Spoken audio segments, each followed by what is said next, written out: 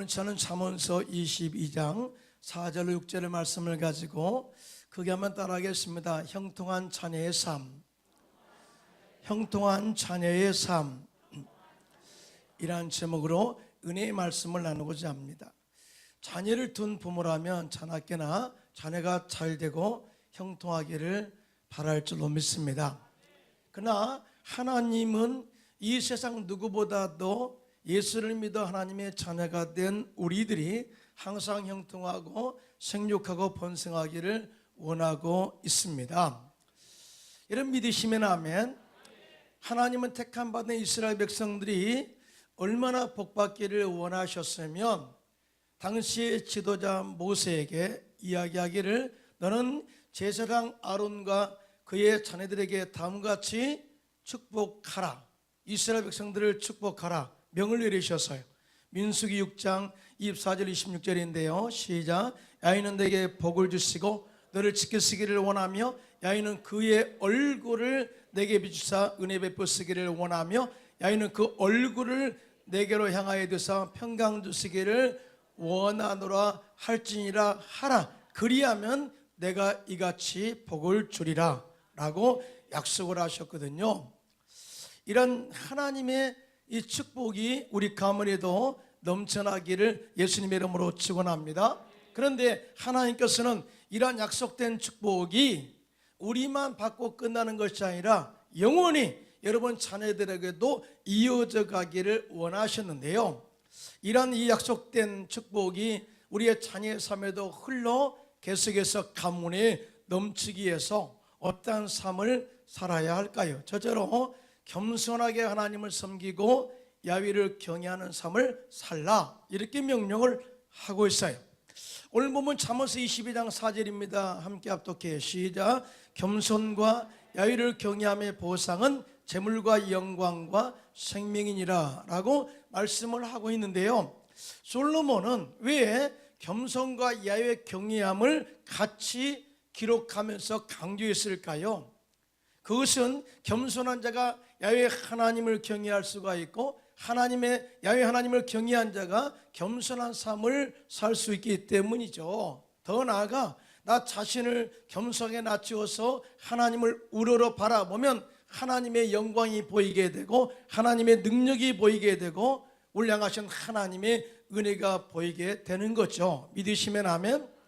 하나님의 은혜와 영광과 능력을 본 사람은 나 자신의 연약함과 부족함을 발견하게 되고 한없이 자신을 낮추고 겸손하여 하나님을 섬기고 하나님을 우러러 경외할 수밖에 없다라는 것을 증명한 것입니다. 이렇게 하나님을 겸손하게 경외하고 또 하나님을 섬기는 자에게 재물의 복을 주시고 영광스러운 삶을 살게 하시고 영원한 생명의 복을 주시겠다고 약속을 하고 있는데요, 믿으시면 아멘 하시기 바랍니다. 여러분, 실제적인 삶에서 이스라엘 백성들의 삶에서 그들의 삶 가운데 하나님의 능력이 나타나고 하나님의 보호하심으로 주변 국가들과 싸울 때 대승리를 거두게 하고 항상 그들이 형통한 하나님의 복을 누렸을 때는 그들이 온 마음으로 하나님을 섬겼고 주 이름을 높였고 하나님을 의리하고 또 하나님을 의지하고 경외하는 겸손한 백성들의 마음과 믿음의 고백이 있었어요. 반대로 똑같은 이스라엘 백성이라 할지라도 그들이 교만하고 하나님을 무시하고 하나님을 떠나 다른 신을 섬길 때는 그들의 삶이 무너졌고 피폐해졌고 뇌락질을 당하고 종으로 끌려가 죽도록 고생하는 삶의 현장에 있게 되는 것을 보게 됩니다. 그래서 하나님께서는 안타까운 마음을 가지고 너희 자녀들이 영원히 복받기를 원하면, 형통하기를 원한다면은 자녀들에게 겸손한 삶과 하나님을 경외하는 법을 가르치라 라고 이렇게 권면하고 있습니다. 할렐루야. 그래서 사도 바울도 이런 이야기를 하죠. 베드로전서 5장 5절입니다. 시작. 젊은 자들아 이와 같이 장로들에게 순종하고 다 서로 겸손으로 허리를 동이라. 하나님은 교만한 자를 데려가시되 겸손한 자들에게는 은혜를 주시느니라. 아멘. 여러분, 성경에 보면은 하나님을 경외함으로 복을 받는 사람이 있는가 하면 하나님을 무시함으로 또 가문이 끊어지는 가문도 있는데요, 제가 두 가정을 소개하고자 합니다. 먼저는 자녀를 잘못 가르쳐서 그의 가문이 끊어진 사람인데 바로 엘리 제사장입니다. 엘리 제사장에게는 홈니와 비느하스 두 아들이 있었는데 이 두 아들 역시 제사장 직분을 가진 자였어요. 그런데 성경에 보면은 이 두 아들은 하나님을 알지 못했다라고 이야기해요. 그래서 그들은 하나님을 무시했고 하나님을 경외하지 않았고 악한 삶을 살았는데 그들의 삶을 이렇게 이야기하는데 하나님께 제단의 제물을 드릴 때 번제를 드리고 또 하나님께 온전한 제물을 드리는데 그 하나님의 제사에 드릴 제물을 드리기 전에 그들이 먼저 생고기를 도둑질에다가 먹었어요. 여러분, 제사장이면 누구보다도 거룩한 영성을 가지고 제사를 집례해야 할 그런 이 직분 아닙니까? 그런데 오히려 하나님을 무시하고 하나님께 드려지는 제물에 손을 대고 결국 생고기로 자기가 먹었다 그 말이죠. 뿐만 아니라 회막에서 시중드는 여인들과 동침했어요. 사실은 이들은 결혼했거든요. 그럼에도 불구하고 간음죄를 저질렀다. 그러니까 하나님을 모르면 생활적으로 악한 삶을 살게 되고 영적으로는 아주 거룩하지 않는 그런 삶을 살게 된다. 이 일이 백성들에게도 알려집니다. 그래서 백성들이 불만이 많게 되자 엘리 제사장의 두 아들을 불러 혼수를 내고 그렇게 살지 않도록 해야 되는데 그냥 말로 권면합니다. 아들아, 그러지 마라. 어떻게 그렇게 삶을 사니? 그런데 이렇게 말해도 그들이 아버지의 말을 무시하고 듣지 않았습니다. 여러분, 교만함이 극에 달하면 누구의 말도 듣지 않죠. 하나님을 무시한 자, 그렇게 교만한 사람이 부모의 말을 어떻게 듣겠습니까? 사실 말해서 막 가는 것이죠. 막가파가 된 겁니다. 그런데요, 하나님은 이걸 가만히 주시하면서 이 원인이 어디에서 왔는가를 파악하세요. 하나님은 자녀가 잘못했으면 자녀가 잘못된 것으로 그걸 징벌하고 끝나는 것이 아니라 이 원인이 어디에서부터 왔는가 이걸 파악하십니다. 그리고 이렇게 잘못된 두 아들이 된 것은 엘리 제사장의 책임이라고 이야기한 거예요. 그래서 하나님께서 자녀 교육을 잘못한 엘리 제사장 가문의 종말을 다음과 같이 말씀하시는데요. 사무엘상 2장 29절로 31절입니다. 시작. 너희는 어찌하여 내가 내 처소에서 명령한 내 제물과 예물을 밟으며 내 아들들을 나보다 더 중히 여겨 내 백성 이스라엘이 드리는 가장 좋은 것으로 너희들을 살지게 하느냐.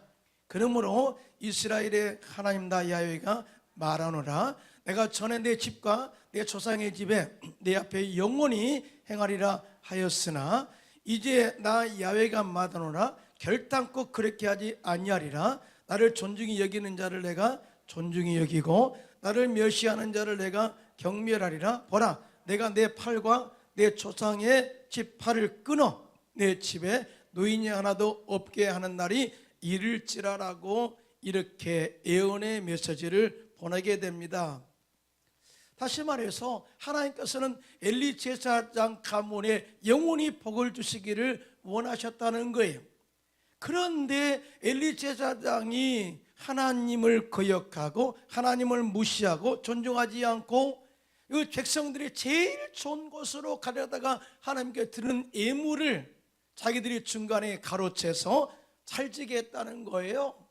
사실은 하나님을 무시하지 않고서는 이런 행동이 나올 수가 없다. 이 책임은 바로 너야 라고 하면서 너희가 나를 존중하지 않고 멸시했기 때문에 바로 내가 그 축복을 다시 거둬드리겠다라고 정확하게 말씀을 전하고 있습니다. 홈니와 비느하스는 회개하지 않았어요. 그리고 악한 길을 걸으면서 또 하나님의 도움을 바랬죠. 그래서 하나님의 법궤를 앞세워 블레셋과 싸웠는데요. 그 전쟁에서 법궤도 빼앗기고 홈니와 비느하스는 전쟁에서 죽고 엘리 제사장도 법궤가 빼앗겼다는 소식을 듣고 놀라서 거꾸러져 죽었는데 성경은 이렇게 말합니다. 그가 비디한 까닭이다 그래. 그리고 그의 차부는 남편이 죽었다는 소식에 아이를 낳다가 죽어 그의 가문이 끝을 맺게 된 것을 보게 됩니다. 여러분, 이와 같이 자녀가 잘못된 길을 가는 것은 가정 가문을 망하게 할 수도 있음에 대하여 이야기하고 있는데요, 그 책임이 부모에게도 있다라는 것을 이야기하고 있습니다. 또 한 사람, 자신이 교만해서 가문이 무너진 사람이 있는데 사울왕이죠. 사울왕은 그 마음에 교만하여 선지자의 말을 듣지 않았고요, 하나님 말씀을 무시하고 순종하지 않았습니다. 그 결과 그의 아들, 참 착한 아들 요나단과 이 블레셋과의 전쟁에서 죽고 그 가문이 거기서 끊어지는 것을 보게 됩니다. 자, 그런데요, 반대로 하나님을 경외하고 겸손하게 하나님을 섬긴 그런 가문의 복을 내리신 사람이 있는데 바로 요셉이죠. 요셉은 꿈꿨습니다. 하나님의 비전을 품었습니다. 그런데 이 꿈꾸는 것 때문에 형들의 시기와 미움을 받아서 미디안 상인에게 팔려서 애굽의 시대장 보디발의 집에 종으로 들어갔습니다. 그런데 요셉은 하나님을 경외함으로 하나님이 그와 함께 하셔서 요셉의 삶 형통하게 하셨고 보디발의 집을 복주시고 형통케 하셨은 것을 보게 되죠. 여러분, 하나님의 복 있는 사람이 그 집에 들어가면 그 집이 복을 받습니다. 크게 아멘 할까요? 회사에 들어가면 회사가 복을 받고요, 그 손으로 사업을 하면 복을 받게 되고, 그에 가는 곳마다 형통의 복이 그 복 있는 사람을 통해서 넘쳐나게 된 것을 믿으시면 손들고 아멘 하시기 바랍니다. 자, 하나님을 경외함으로 죄를 멀리한 요셉, 보디발의 아내가 요셉이 너무나 마음에 들어서 동침하자 요구했을 때 사람이 이 죄를 보지 않는다 할지라도 하나님이 보고 계셔. 그래서 하나님을 경외함으로 이 죄를 멀리한 그 요셉이 억울한 누명을 쓰고 감옥에 들어갔지만 감옥에서도 하나님이 그와 함께 하심으로 말미암아서 형통하게 하셨고, 더 나아가 감옥에서 술장관, 떡장관을 만나서 그들을 섬기면서 애굽의 궁중 예의와 법도를 배우게 하셨어요. 왜냐하면 장차 하나님께서 애굽의 총리로 세울 것을 하나님께서 아셨기 때문이죠. 자, 결정적인 순간에 하나님이 요셉에게 하나님의 지혜로 꿈을 해석하는 능력을 허락하셔서 바로 왕의 꿈을 해석해서 애굽의 총리가 되었고요, 장차 이스라엘 7년 기근에서 애굽과 요셉의 가정을 구원하여 가문을 복되게 한 축복의 통로가 되게 하셨습니다. 믿으시면 아멘. 만약에 요셉이 애굽의 이 예절을 배우지 않았다면, 감옥에 배우지 않았다면 어떻게 그렇게 통치 능력이 나타날 수 있겠어요? 이 모든 과정에서 하나님이 그와 함께 하심으로 배우게 하시고 양육하셔서 애굽의 총리로서 위대하게 쓰임받게 된 것을 보게 되는데요, 이 모든 과정에서 그가 이렇게 고백하면 나는 하나님을 경외함으로 라는 표현이에요. 한번 보겠습니다. 요셉이 형제들에게 이렇게 말하면 창세기 42장 18절입니다. 시작. 사흘 만에 요셉이 그들에게 이르되 나는 하나님을 경외하노니 너희는 이같이 하여 생명을 보존하라. 무슨 말이에요? 내가 정말 많은 고난과 환난을 당하고 정말 죽음의 위협 속에서도 많은 고난을 겪었지만은 나는 하나님을 경외함으로 하나님의 내 생명을 보존하게 했다. 그리고 형통한 삶을 살게 되었다. 이것이 바로 내가 증인이다. 증인. 그러므로 너희들 또 생명을 보존하기를 원한다면은 하나님을 경외하라 하는 하나님의 그 요셉의 메시지죠. 여러분, 이것은요, 하나님을 경외함으로 하나님의 은혜를 경험한 자만이 할 수 있는 권면이거든요. 이런 권면이 여러분 자녀에게도 넘쳐나기를 예수님의 이름으로 축원합니다. 신명기 6장 24절입니다. 시작. 야훼께서 우리에게 이 모든 규례를 지키라 명령하셨으니 이는 우리가 우리 하나님 야훼를 경외하여 항상 복을 누리게 하기 위하심이며 또 야훼께서 우리를 오늘과 같이 살게 하려 하심이라. 아멘. 우리가 하나님을 경외하게 한 것은 하나님의 복이 영원히 누리게 할 것이고 오늘과 같이 계속된 그런 축복들이 있기를 원하는 것이다. 절대 우리에게 올무를 주기에 씌우기 위해서 이렇게 명령한 것이 아니라 하나님의 뜻을 올바로 알고 행해라 하는 메시지를 주고 있는데요. 동의하시면 아멘 하시기 바랍니다. 여러분, 영국을 영적으로 영적 부흥을 주도했던 존 웨슬리 목사님, 아주 이 설교의 대가죠. 근데 그렇게 목사님이 훌륭히 되기까지는 그의 어머니 수산나 웨슬리의 기도의 힘이 있었다고 이야기를 합니다. 수산나 웨슬리는요, 자녀를 19명을 낳았어요. 19명 낳으면 놀라 들어 자빠지죠. 19명을 낳았습니다. 그런데 그 자녀들을 다 기도와 말씀으로 양육했고요. 그 가운데 10명이 넘는 자녀들을 영국에서 인정해 줄 만한 그런 훌륭한 위인으로 양육했습니다. 그런데요, 수산나 웨슬리는 아이들을 양육하는 기준을 세웠어요. 영적인 기준, 하나님의 말씀을 가지고 15가지의 영적인 규칙을 정해놨는데요, 이걸 가지고 아이들을 가르쳤어요. 몇 가지만 제가 말씀드리면, 말을 배우자마자 곧 기도를 가르쳐라. 여러분, 참 이게 우리가 하면 좀 이렇게 아이러니한데요, 우리는 기도는 교회에서 배운다고 생각한 사람이 참 많이 있거든요. 교회에서 교회학교에서 선생님이 가르치고 전도사님이 가르친다고 하는데요, 그렇지 않고요, 기도는 집에서 어머니에게 배우는 겁니다. 그렇게 아멘을 안 하세요? 여러분, 기도 안 하시죠? 왜 그래 아멘을 안 하세요? 여러분, 어머니가 기도하는 그런 모습을 보면요, 자녀가 당연히 그걸 보고 배우죠. 아멘입니까? 여러분, 그거 아세요? 우리는 자녀들이 여러 목소리를 닮았잖아요. 그런데 그걸 답습한 그런 결과라고 합니다. 물론 유전적인 요인도 있어요. 그러나 그 아들이 그 아버지의 목소리를 닮아가는 것은 아버지의 목소리를 흉내내는 것뿐이라는 거죠. 그 딸이 어머니의 목소리를 닮아가는 것은 유전적인 요소도 있지만 그 딸이 어머니의 목소리를 흉내내다가 그렇게 목소리가 닮아간다는 거예요. 이것이 바로 소리학적인 관점에서 보는 연구입니다. 그러니까 기도도 마찬가지죠. 그냥 말을 시작하면 기도부터 가르쳐라. 여러분, 동의하시면 아멘 하시기 바랍니다. 기도를 얼마나 많이 시때때로 해야 되겠어요? 식사 시간에 기도해요, 이것도 좋은 거예요. 그렇죠? 아멘 하고 먹이는 거, 이거 굉장히 좋더라고요.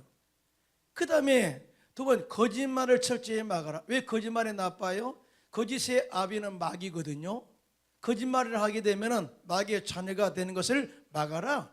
그 다음에 악한 행실은 반드시 벌을 주고 선한 일을 장려하고 상을 줘라. 여러분, 징계가 없으면 사생자의 고하라고 그랬거든요. 자기 자녀가 잘 되기를 원한다면 잘못된 것은 징계하고 또 잘된 것은 상을 주어 칭찬하고 올바른 것을 선택하라고 그렇게 이야기해 줘라. 또 모든 약속은 지켜라. 왜? 하나님은 약속의 하나님이시니까. 아멘입니까? 또 말씀대로 살도록 가르쳐라. 이렇게 어머니의 양육을 받는 자녀들은 잘 되었고요, 형통한 삶을 살았고 그 시대에 선한 영향력을 미치게 된 것이죠. 이렇게 잘 양육된 자녀가 형통하면 그의 부모와 그의 가문이 복을 받게 되죠. 그러니까 웨슬리 같은 사람들, 정말 훌륭한 자녀가 되었으니까 그의 어머니의 가르침이 빛나게 되는 거잖아요. 사랑하는 성도 여러분, 여러분 자녀는 잘 돼야 됩니다. 축복을 받아야 됩니다. 형통해야 됩니다. 그래야 여러분의 가르침이 빛나는 거죠. 그리고 하나님께 영광이 되게 되는 것입니다. 자, 이러한 축복된 가문이 여러분의 가정에도 넘치기를 예수님의 이름으로 축원합니다. 둘째로 형통한 자녀의 삶은 영적으로 올바른 삶의 길을 자녀에게 가르쳐라 라고 권면해요. 오늘 보면 잠언서 22장 5절 6절인데요, 함께 합독해요. 시작. 배역한 자의 길에는 가시와 온무가 있거니와 영혼을 지키는 자는 이를 멀리하느니라. 마땅히 행할 길을 아이에게 가르치라. 그리하면 늙어도 그것을 떠나지 아니하리라. 아멘. 여러분, 세상에는 보이는 것도 많고 들리는 것도 많습니다.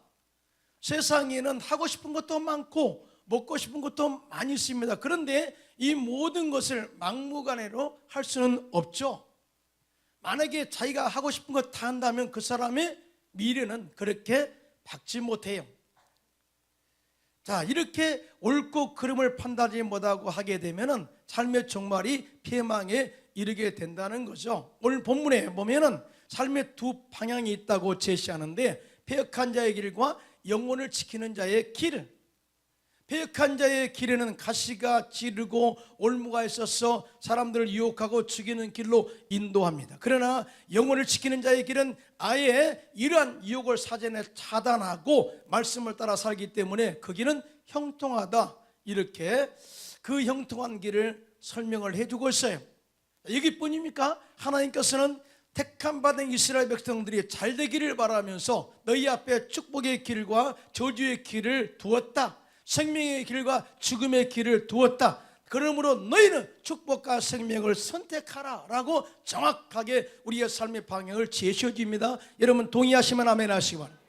신명기 11장 26절 28절입니다. 시작. 내가 오늘 복과 저주를 너희 앞에 두었나니 너희가 만일 내가 오늘 너희에게 명하는 너희의 하나님 야훼의 명령을 들으면 복이 될 것이요, 너희가 만일 내가 오늘 너희에게 명령하는 도에서 돌이켜 떠나 너희의 하나님 야훼의 명령을 듣지 아니하고 본래 알지 못하는 다른 신들을 따르면 저주를 받으리라. 그러니까 복과 저주를 선택하는 것은 우리의 결단이요 행위에서 시작된다는 거예요. 무섭잖아요. 자, 시편에도 의인과 악인에 대해서 나옵니다. 시편 1편 1절로 3절 시작. 복 있는 사람은 악인들의 길을 따르지 아니하며 죄인들의 길에 서지 아니하며 오만한 자들의 자리에 앉지 아니하고 오직 야훼의 율법을 즐거워하여 그의 율법을 취하러 묵상하는도다. 그는 시냇가에 심은 나무가 철을 따라 열매를 맺으며 그 잎사귀가 마르지 아니함 같으니 그가 하는 모든 일이 다 형통하리로다. 아멘. 그러면서 결론적으로 시편 1편 6절에 결말을 이렇게 말합니다. 시작. 무릇 의인의 길은 야훼께서 인정하시나 악인들의 길은 망하리로다. 여러분 결과가 아주 명료해요. 악인의 길은 망하고 의인의 길은 형통하고, 그리고 하나님 말씀에 따라 사는 자는 축복을 받고 하나님을 떠난 자는 저주가 받고, 이 정확하게 명료하게 이야기를 하고 있거든요. 그러면 이렇게 생각할 수가 있죠. 말씀한 대로 가면 돼.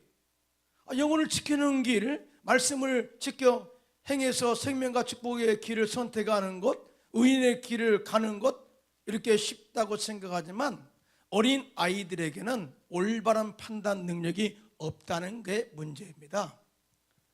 여러분 세상에 5살짜리가 와서 아버지 돈 좀 주세요, 나 사업하려고 합니다. 그러면 아마 정신 차리라, 너는 말도 못한 주제에 사업이 무슨 사업이냐 이렇게 할 거예요. 그런데요, 이런 마음이 20대가 돼도 똑같다는 걸 아세요? 여러분 20대가 됐을 때 자녀들이 올바른 선택을 가지고 아버지 나 이 길을 가겠습니다, 그러면 정신 차리라 이놈아 그러잖아요. 네가 아직도 공부 배울 때지 뭔 길을 가 라고 생각할 때가 부모의 마음 아니겠어요? 말이에요. 그들은 올바른 판단할 능력이 없다는 거예요. 이럴 때 하나님의 은혜를 받은 부모, 또 지혜로운 부모는 영혼을 지키는 길을 자녀들에게 올바로 가르쳐서 영적으로 올바른 길을 가게 하여 하나님의 약속된 복을 받게 하라고 이렇게 우리에게 직접 말씀을 하고 있어요. 여러분 동의하시면 아멘 하시기 바랍니다.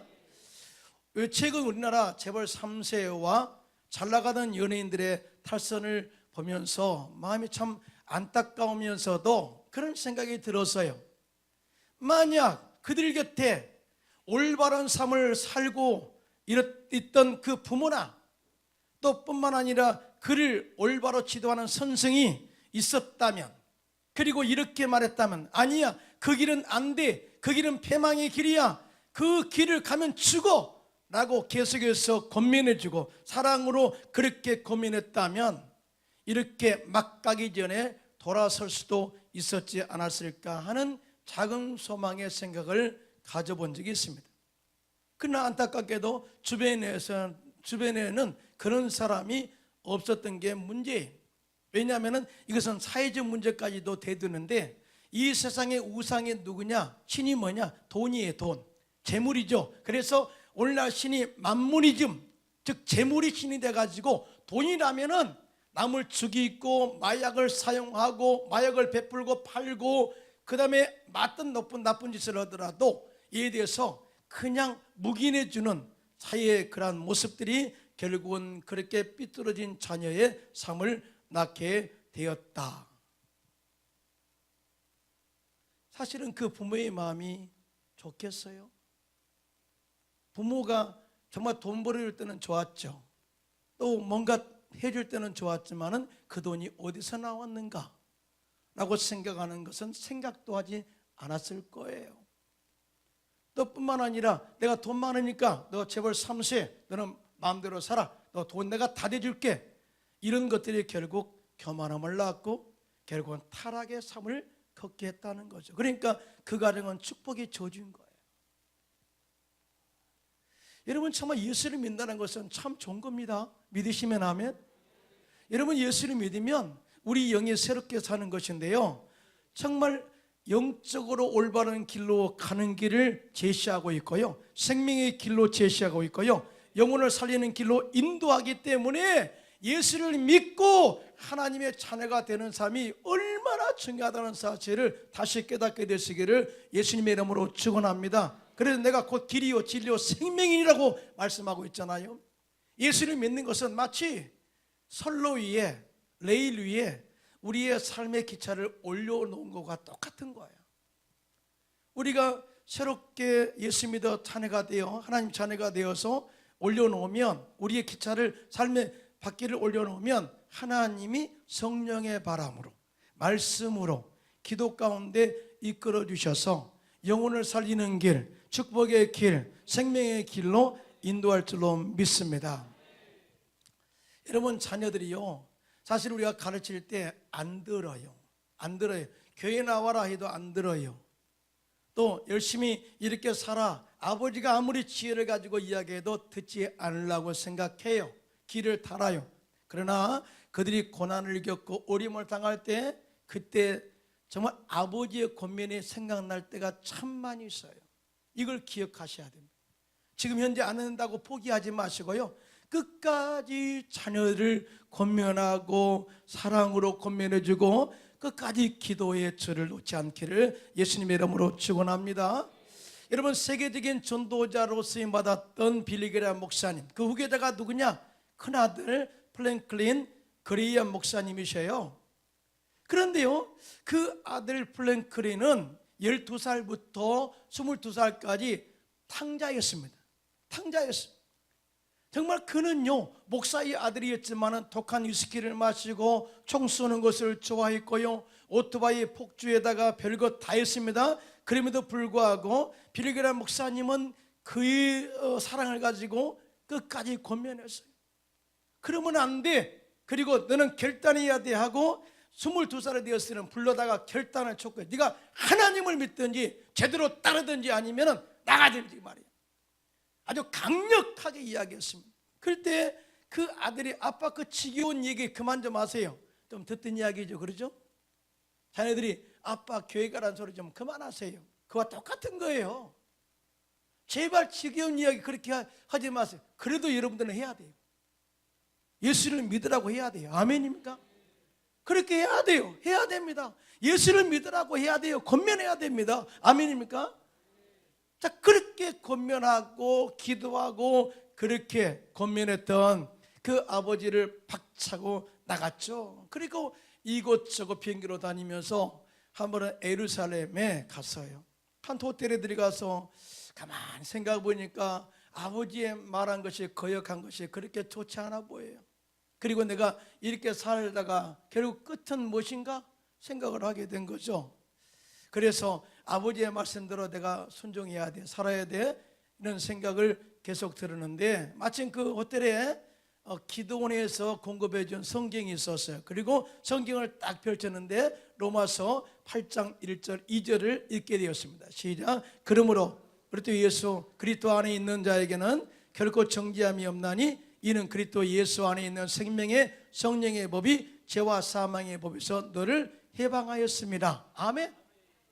어떤 죄인도 용서하시는 하나님의 사랑, 바로 이 내 모든 죄를 다 용서하시는 하나님의 은혜를 생각하자 나 같은 사람도 용서받고 새 사람 될 수 있다라는 그런 마음을 갖게 했고요, 철저하게 눈물로 회개하고 예수를 영접하여 새 사람이 되게 된 겁니다.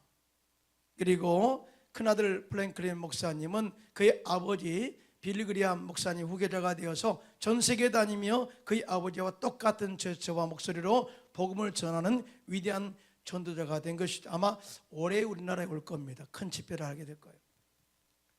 그래서 오늘 본문에 말씀하신 마땅히 행할 길을 아이에게 가르치라, 그리하면 늙어도 그것을 떠나지 아니하리라 한 말씀이 얼마나 중요한가를 이야기하고 있습니다. 여러분, 아이가 어떤 나이일까요? 아이. 여러분 자녀를 생각할 때 애기야, 아가 언제까지 불러요? 언제까지 불러요? 5살 지나면 끝납니까? 아니죠. 중학교 가도 아이고 내 새끼 그러잖아요. 고등학교 가도 아이고 내 새끼 그러잖아요. 손주를 둔 그런 할머니라면 더더욱 그러겠죠. 예? 대학교 가도 아이고 내 새끼 애야 아이야 그러잖아요. 그 말은 뭐냐면은 아이가 자라서 홀로 분가해서 살기 전까지를 아이의 영역으로 봅니다. 아이. 그러니까 이 말은 정확히 말하면 여러분의 자녀들이 여러분 수하에 있을 때 올바른 삶을 살도록 그를 가르쳐서 잘 양육해 두면 여러분을 떠나서 홀로 살아갈 때 그가 나이가 들어 늙어도 그 말씀을 따라 삶으로 영원히 복받는 가문을 지켜 이어갈 수 있다라는 것을 말씀하신 거예요. 여러분 믿으시면 아멘 하시기 바랍니다. 이와 같이 나에게 기업으로 주신 자녀를 겸손하게 하나님을 섬기게 가르치고 하나님을 경외하게 가르치고요, 영혼의 길, 생명의 길, 축복의 길을 선택하도록 가르쳐서 양육해 두면 그가 나이가 들어 늙어도 모든 일이 잘되고 형통해서 하나님의 약속된 축복이 여러분 가문에도 넘쳐나기를 예수님의 이름으로 축원합니다.